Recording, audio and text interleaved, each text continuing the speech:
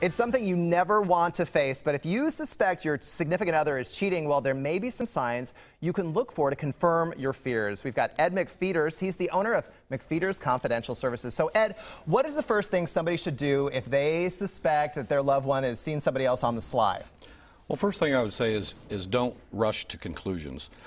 Just because someone changes their behavior a little bit in their lives does not necessarily mean they're cheating.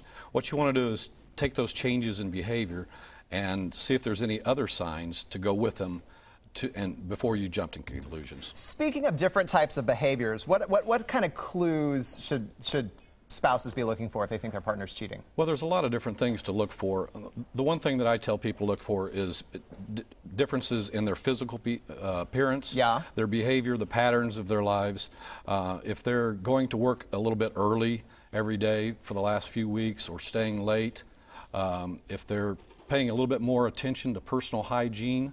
Those are all new cologne. New colognes. I've heard that new underwear is a telltale sign. When somebody goes out and buys fancy schmancy underwear, that might be a sign. Well, that's true. And another sign is if the only time they come home is to get a fresh pair of underwear, then you just don't even call me. Just go right to the lawyer. So besides mood swings and some odd behavior and new underwear, what else can a cheating spouse, potential cheating spouse, look for? Well, in today's technology, cell phones and internet are a great piece of evidence.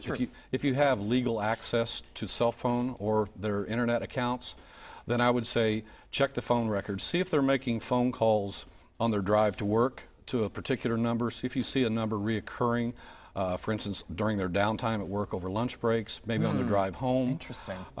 Pick up those numbers, and if there's a pattern to that, then it's something to be concerned about. What do you tell people about going with their gut? If they truly suspect it, are they usually right? Is their gut usually right? I tell people that by the time you end up calling a private investigator, you've got a really good idea that it's going on. Most people call us to get physical evidence because if they've confronted their spouse has turned the guilt onto them and called them crazy and you're psycho and you're making all this stuff up. If that's the reaction that you're getting from your spouse or your significant other, then there's a pretty good sign that they're doing something wrong. Now, let's say there is a huge red flag and you're noticing it. What should they do? I would suggest confronting your partner with it, but confront them in a way that's not confrontational. Tell them you have some concerns and you've noticed some differences in their behavior and would like some sort of an explanation.